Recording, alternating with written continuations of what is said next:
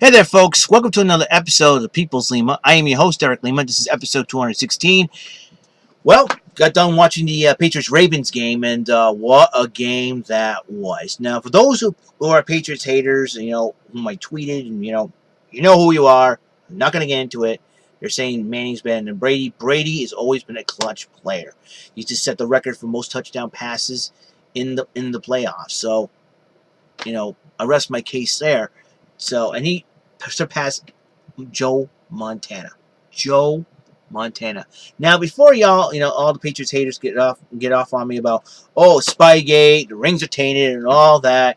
Listen, it's in the past. Let it go. The reason why Spygate even happened because Eric Mangini decided to open up his big mouth. So, and John Shula disrespected Bill Belichick, called him Belichick. And I'll tell you one thing. That's, I hate to say it, but that's just disrespectful. Shula should know better than that. I think Shula felt threatened when the Patriots were about to win the Super Bowl, but a lucky catch by David Tyree of the Giants ended that great undefeated season that the Patriots were on. But I just it just really upsetting that Patriots haters still bring up Spygate, but I'm not mad because we won.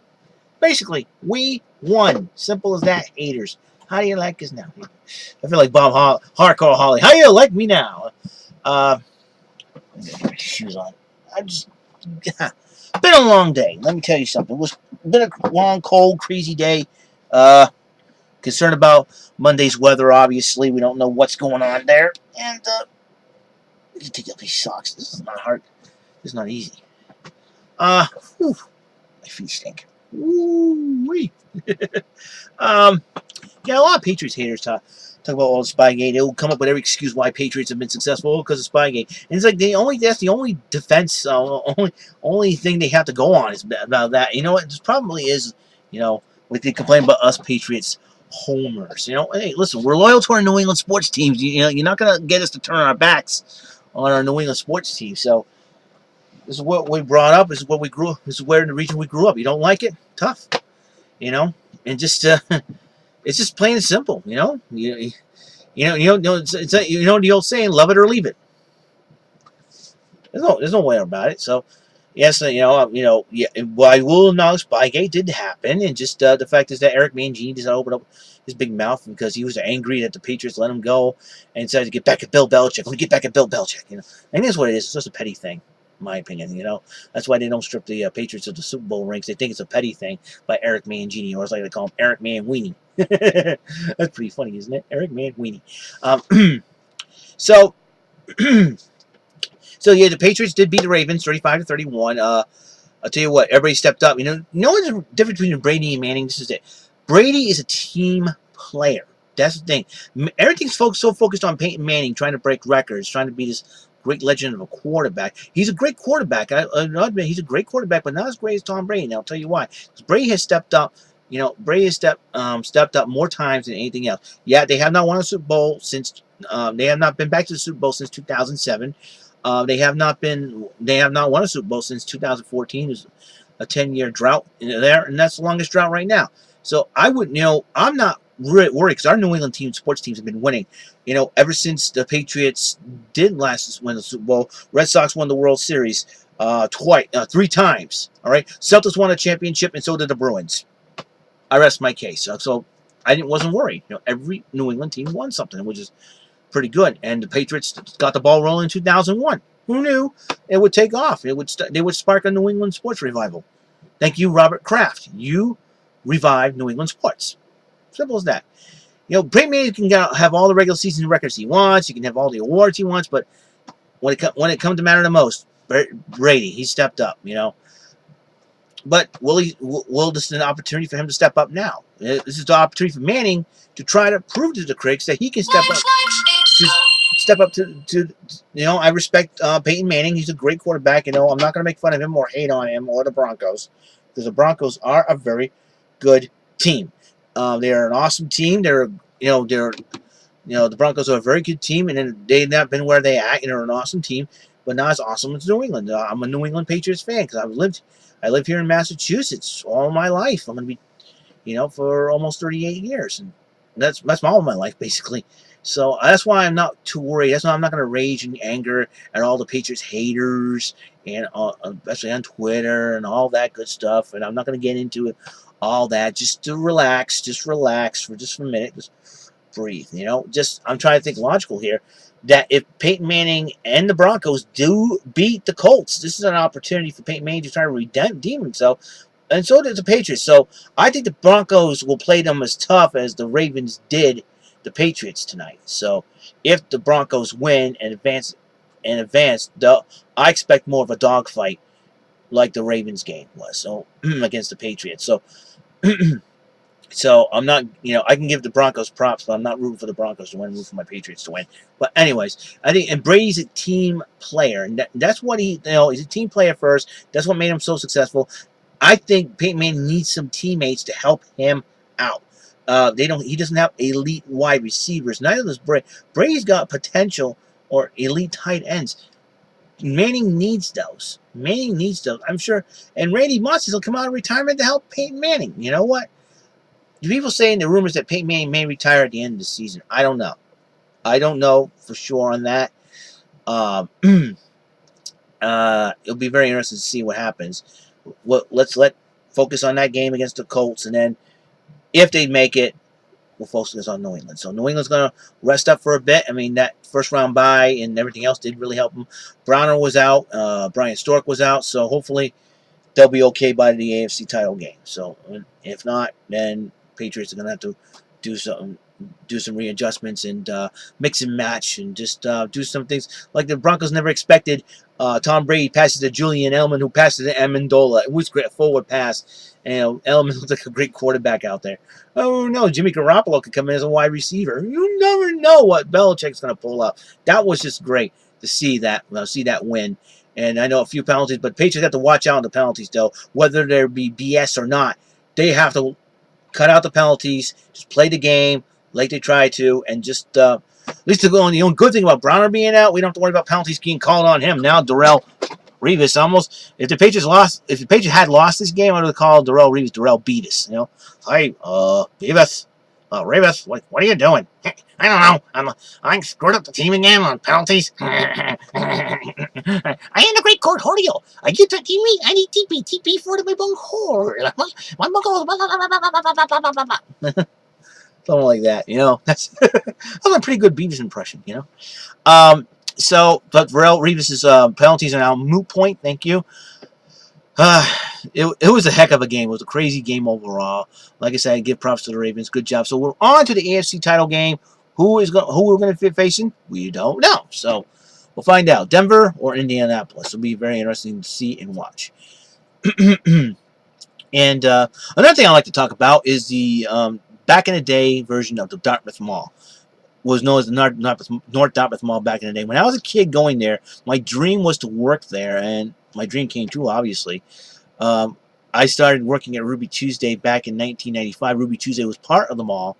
It became part of the mall in 94. So we're talking about over 21 years. And I worked there for 5 of those years. I worked there for 15 years. 15 of those years, 5 of them with the cleaning company that works for the mall. It's just very interesting to see how it's been evolved, how it's changed. I mean, every time I go around, the mall, I feel a little more nostalgic in a way, because I remember, when I went by the third entry of the mall, where Panera Bread, T-Mobile is, I knew that Peerless used to be there, that section right there, along with the Party City and all that. Peerless used to be one of the anchor stores of the mall from back in the day when I was a kid.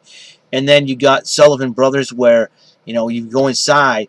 Sullivan Brothers was where Payless is now. Payless Shoe Stores is now. Across there used to be Foot Locker.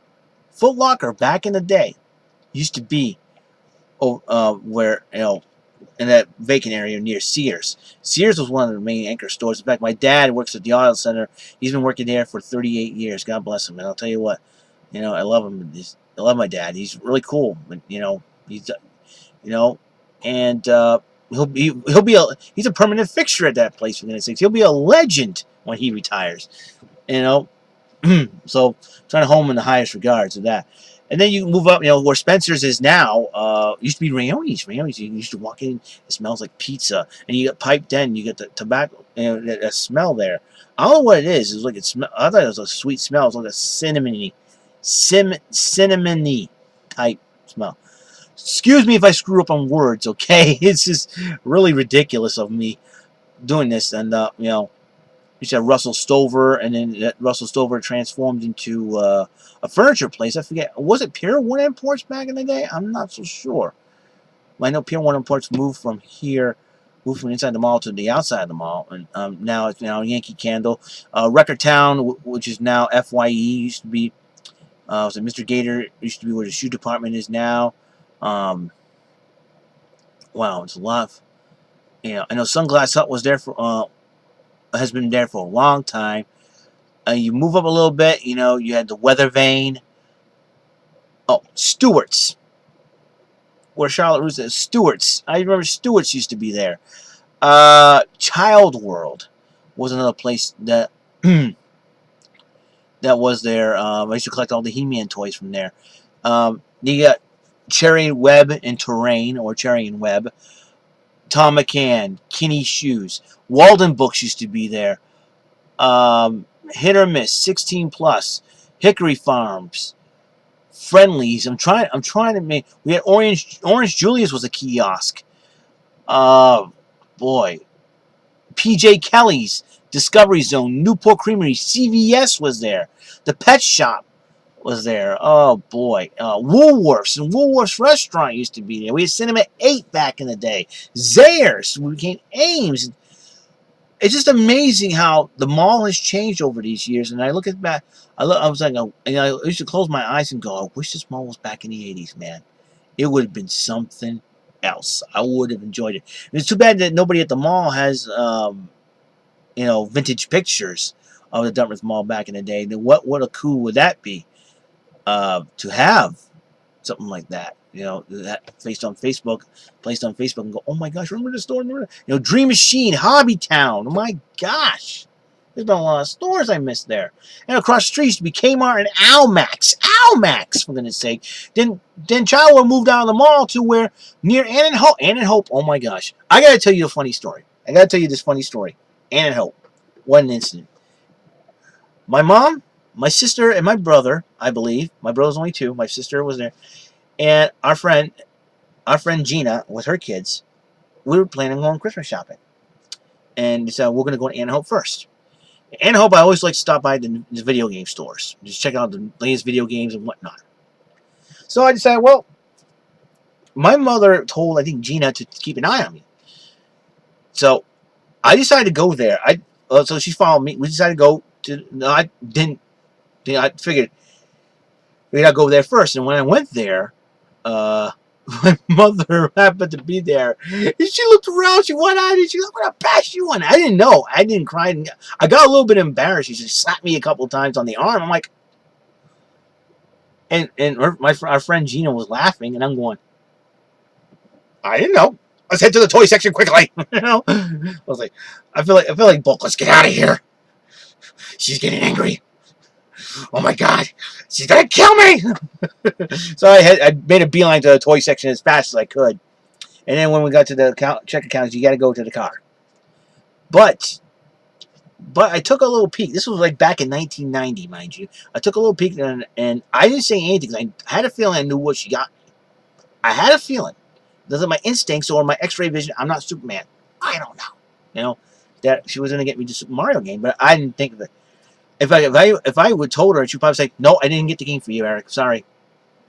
She would have played it off like she didn't get me the game, but I did get the game for Christmas. Like Daniel O'Brien, I'm having a Daniel O'Brien moment right now. Yes.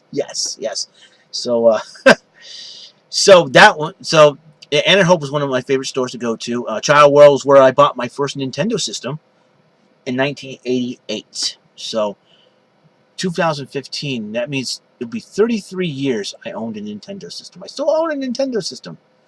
33 stinking years. I have the NES, the Super NES, the Wii, and the Wii U. I don't have the GameCube, like I don't need one. I can use the Nintendo Wii for you. And I didn't buy N64. If I bought Nintendo 64, I would have bought Mario Kart 64 with it. So that's what it was. Boy, the memories, the memories. Like I said, it was a lot. Well, this show has gone 15 minutes too long, so so that's all the time we have on this show. Remember to tune in more exciting, fun shows and all that. Hope you enjoyed watching this and all the other shows you can watch. Like I said, I'm gonna do one more thing. I'd like to apologize to Cactus Jack Smack for going off on him about me being obsessed with Blade of Fire 1. But, I'm going to apologize again. This is that, I didn't mean to attack him. I was, get defensive and all that. He thinks I'm obsessed with the guy and all that. But just to let you know, Cactus Jack Smack, you're welcome to watch my videos anytime. It's just that one of those things where, I think when people get to you, but there's a life lesson, there's to be a lesson learned in the Twitter, in the comment argument we had on one of my videos. So Cactus Jack Smack, feel free to tune in anytime. I'll probably talk about that life lesson my next episode. I think it's very important for everybody to tune in. I think it's more than just Twitter trolls and fake profiles on Twitter and whatnot, and just being very careful on the internet. That's be careful what you say around. So I'll talk about that in my next episode. Just serious matters about the internet, because sometimes the internet, like I said, the internet can be a blessing and a curse. So, anyways, I'll get off that. We'll talk about that in the next episode. Excuse me. So see you later, guys. God bless, and be cool, stay solid. Remember, kids, be like Billy, behave yourselves. Have a nice day. Go shop at Kmart. Say the Texas Prairie Chicken. Thanks for pressing your luck, and hope everything you're going for hits the bullseye. God's blessings. See you later. Next episode, 217. Later.